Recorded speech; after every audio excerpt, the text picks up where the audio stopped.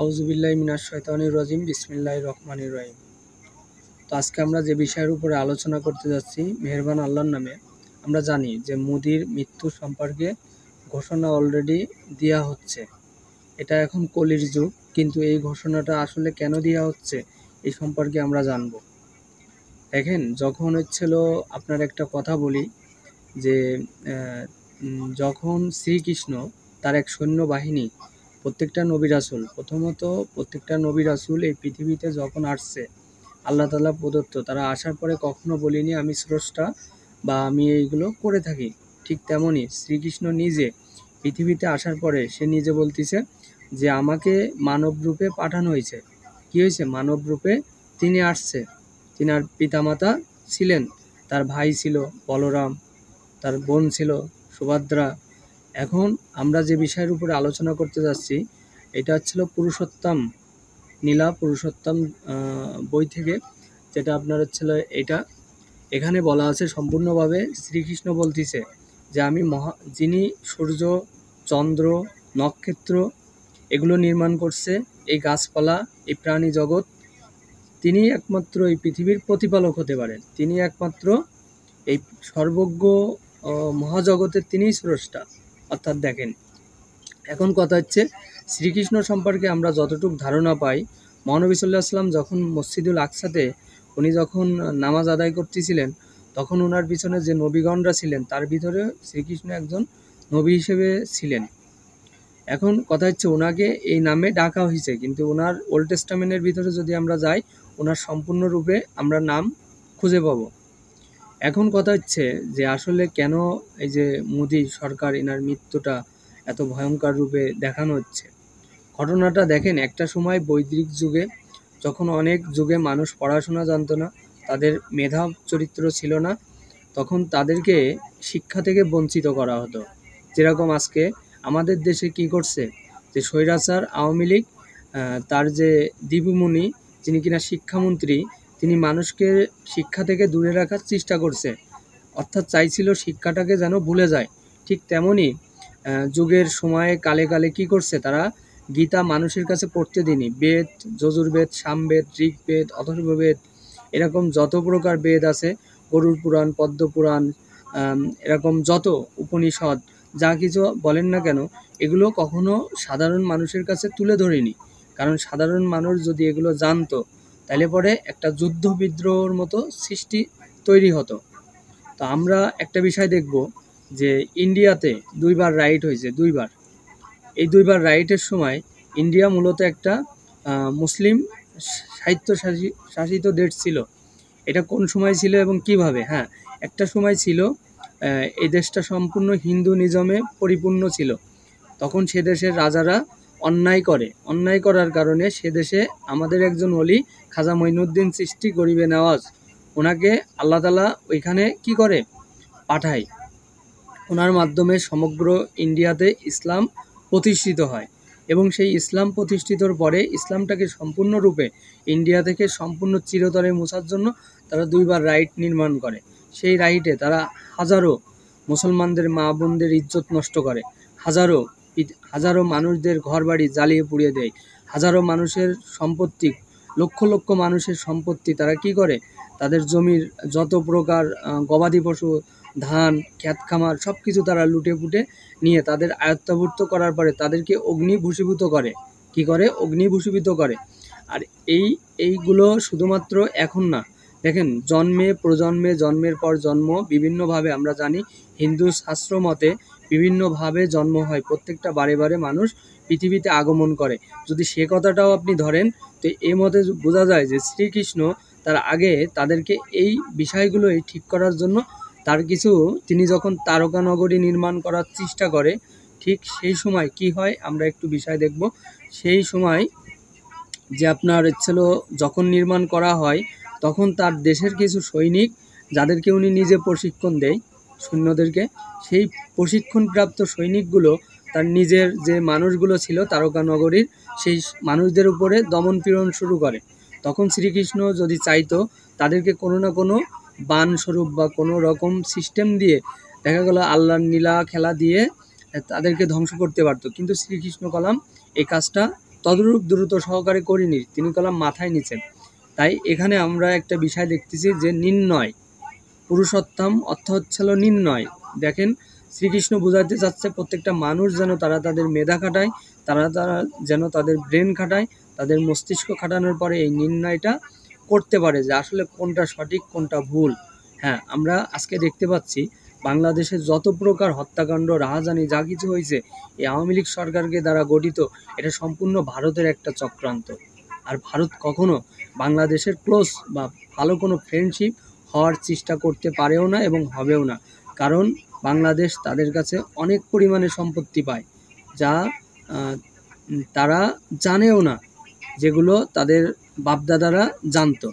তারা কেন জানে না? এই জন্য আমরা অবশ্যই যতক্ষণ আমরা এই সম্পত্তি না পাবো, আমরা চাই যে আমরা পুরোপুরিভাবে একটা বিষয় আমাদের সবসময় মাথায় রাখা লাগবে, কখনো যদি আপনি নারীদেরকে নেতৃত্বে আনেন, কখনো সেই নারী দ্বারা কখনো কোনো দেশকে জয় করা আপনার পক্ষে সম্ভব হবে না। এই সম্পর্কে আমি একটা কথা বলতে চাই। রাসূল সাল্লাল্লাহু আলাইহি ওয়াসাল্লাম আমাদেরকে বলে গেছেন যে আমি যদি মারা যাই বা নিহত হই, তবে তোমরা কি আমি যে পথে আছি, যে ইসলাম প্রতিষ্ঠিত করার চেষ্টা করতেছি, তোমরা কি সেখান থেকে অনেক দূরে সরে যাবা? দেখেন এখানে আমরা কখনো দূরে সরে যাব না। সূরা আল ইমরান, এটা সম্পূর্ণভাবে আল্লাহ তাআলা বলতেছে, যদি কেউ দূরে সরে যায় অবশ্যই তাদেরকে আমি কি করব, তাদের শাস্তির আওতায় আনবো। আর যারা ইসলাম প্রতিষ্ঠার কাজে সহযোগিতা করবে, ইসলামকে ব্যাপকভাবে প্রসার ঘটাবে, আল্লাহ তাআলা বলতেছে তাদের জন্য আছে পুরস্কার, মহাপুরস্কার দিবেন। অর্থাৎ আমরা কখনো এই পথ থেকে দূরে কখনো সরে যাব না। কথা হচ্ছে আমরা প্রত্যেকটা ধর্মকে ভালোবাসি, শ্রদ্ধা করি। আমরা কখনো মুসলমান কখনো দাঙ্গামা বা হাঙ্গামা করে না।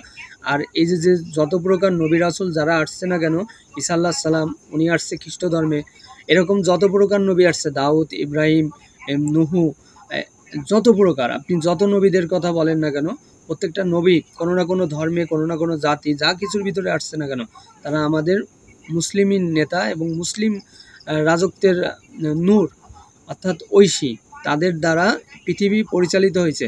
আল্লাহ তাআলা, আমরা যে আজকে যে শিয়া সুন্নি বিভিন্ন মতবাদ তৈরি করি, দেখেন এগুলো কখনো বলা যাবে না, এগুলো কখনো করা যাবে না। জামাত, আজকে আমরা যে বিষয়টা বুঝি যে জামাত অর্থ হচ্ছে একটা দলবদ্ধ। জামাত অর্থ কি?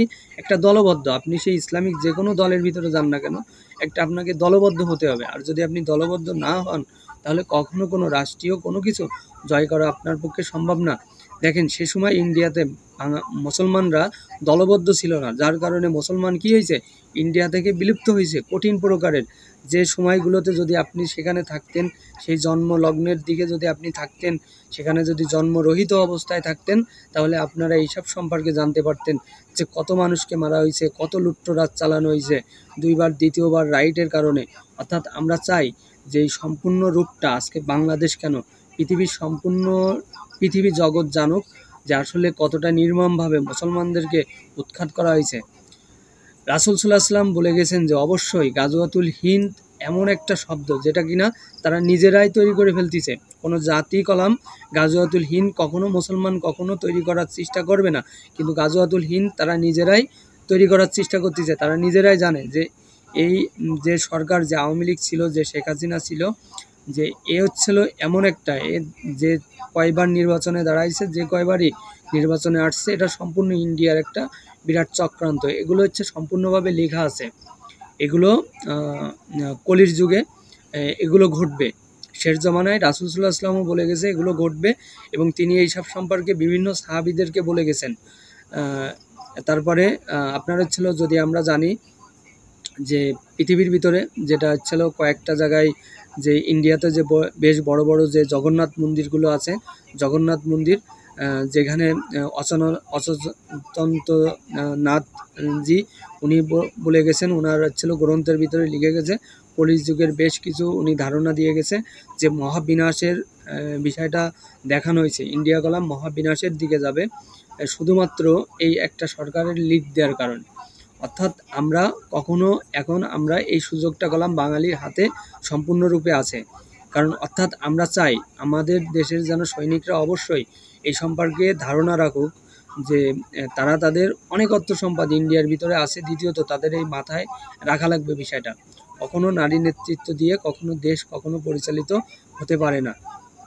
দ্বিতীয়ত দেখেন, এই পৃথিবীতে আপনি যদি আল্লাহর দিনকে প্রতিষ্ঠিত না করেন, দেখেন আল্লাহ তাআলা কলম আপনাকে ধরবে। তারা যে হিন্দুরা যে মূর্তি পুজো করুক বা যাই করুক, তাদের অনেক বড় বড় যারা ঋষি মহোদয় যারা ছিলেন পৃথিবীতে, তারা কলাম মূর্তি পূজাকে কখনো সমর্থন দেননি। তারপরেও তারা যে ভুলের ভিতরে আছে, যদি মূর্তি পূজা করেও যায়, আমরা তাদেরকে কোনোভাবে মুসলমানরা বাধা দিব না, কারণ তাদের ভুলটা সম্পূর্ণভাবে শুধরানোর দায়িত্ব মুসলমানদের। অবশ্যই আমরা তাদেরকে বুঝায় শোনায় সুন্দরভাবে তাদেরকে বুঝাইতে হবে। এখন কথা হচ্ছে, তাদেরকে বুঝাইতে যায় তাদের উপরে দমন পীড়ন বা মারির মতো কর্মকাণ্ড কখনো করা যাবে না, তাদের উপরে অত্যাচার করা যাবে না। একজন মুসলমান এই ধরনের কাজ কখনো করা যাবে না, তাদেরকে বুঝাইতে হবে। এই বুঝাইতে যদি আপনি না পারেন, আপনাকে কাল কিয়ামতের দিনকে আল্লাহ তাআলা কলাম কঠিন প্রশ্ন করবে এবং তখন কলাম আপনি জবাব দিতে পারবেন না। অর্থাৎ এখান থেকে আমি একটা বিষয় বলি যে আল্লাহু নূরুস সামাওয়াতি ওয়াল আরদ, সূরা নূর, আল্লাহ তাআলা বলতেছে যে আমাদেরকে বলতেছে অবশ্যই আল্লাহ কি আলো এবং তার নূর অনেক উজ্জ্বল। অর্থাৎ আমরা সেই উজ্জ্বল নূরকে, Allah is a light having the earth, আল্লাহর এই নূরকে সমগ্র পৃথিবীতে কি করা লাগবে, প্রসার ঘটানো লাগবে। আর দ্বিতীয়ত আরেকটা বিষয় যে আমরা অবশ্যই এই বিষয়টা সমস্ত যারা জানে না, যারা কোরআন সম্পর্কে জানে না, আল্লাহ তাআলা আমাদেরকে বলতেছে সূরা কামারের ভিতরে, অর্থাৎ চাঁদ, সেখানে বলতেছে অবশ্যই কোরআনকে আমি সহজ করে দিয়েছি। কোরআনকে কি করছি? আমি সহজ করে দিয়েছি। অবশ্যই কোরআন যদি সহজ হয়ে থাকে এবং আল্লাহ তাআলা বলতেছে যে এই কোরআন যে কেউ পড়তে চায় সে কি আছে, আল্লাহ তাআলা এমন সুন্দরভাবে বলতেছে আমি তার জন্য সহজ করেছি উপদেশ গ্রহণের জন্য। অতএব উপদেশ গ্রহণকারী কেউ আছো কি? অর্থাৎ আল্লাহ তাআলা আমাদেরকে বলতেছে তোমার দিন ইসলাম তুমি কি করো, প্রচার করো এবং আমার এই কথাটা শেয়ার করে দাও, কথাটা সম্পূর্ণরূপে তাদেরকে জানাও। অর্থাৎ আমরা এখানে বুঝতে পারছি যে মোদি নামক একটা যিনি, ইনি কি করছে, ইনি সর্বপ্রথম ইনি হচ্ছে নির্বংশ, ইনার কোনো বংশ নেই। ইনি ইনার হাত ধরে ইন্ডিয়ার মহাবিনাশ দেখা যাচ্ছে। কারণ কি, এই মহাবিনাশটা এখন আমাদের এই সুযোগটা আমাদের নিতে হবে, কারণ তারা যে জুলুম অত্যাচারগুলো করছে, এই জন্য আমরা সবসময়ের জন্য মুসলমানরা একটা কথা মাথায় রাখা লাগবে, আপনারা প্রচুর পরিমাণে জীবনে মার খাইছেন, মুসলিম সম্প্রদায় প্রচুর পরিমাণে মার খাইছেন। এই মারির কথাগুলো কখনো ভোলা যাবে না, মারির কথাগুলো মাথায় রাখা লাগবে এবং তাদেরকে আমরা কখনো আক্রমণ করব না। কিন্তু তারা যদি আমাদের উপরে কোনো রকম এরকম কোনো বিষয়ের উপরে হস্তক্ষেপ করতে চায়, আমাদের দেশের উপরে, তাদের আজকে রয় এজেন্সি দিয়ে তারা যে চেষ্টাটা করতে চাইছিল পারিনি, কিন্তু তারা আবার নতুন করে রয় এজেন্ট দিয়ে তারা যে চেষ্টা করতেছে যে ডক্টর ইউনূসের পরে কি হয়েছে, ইসলাম ভর করছে।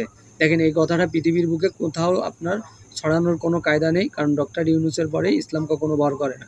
ইসলাম সম্পূর্ণ একটা আলাদা পার্সোনালিটি রাজনীতি, যেটা কিনা পৃথিবীর বুকে যে পৃথিবী সৃষ্টি করছে, ইসলাম তার রাজনীতিতে চলে এবং ইসলাম আল্লাহ তাআলা চাইলে নিজেই প্রতিষ্ঠিত করতে পারে, কিন্তু না, উনি তার কিছু বান্দা মুত্তাকিদের ভিতরে অংশগ্রহণের মাধ্যমে দিয়েছেন। অবশ্যই আমরা চাইব কথাটা প্রকাশ্য জগতে প্রকাশ করতে এবং অবশ্যই আমি এখান থেকে বিদায় নিচ্ছি। আল্লাহ হাফেজ। আমার চ্যানেলটি অবশ্যই শেয়ার করে দেবেন।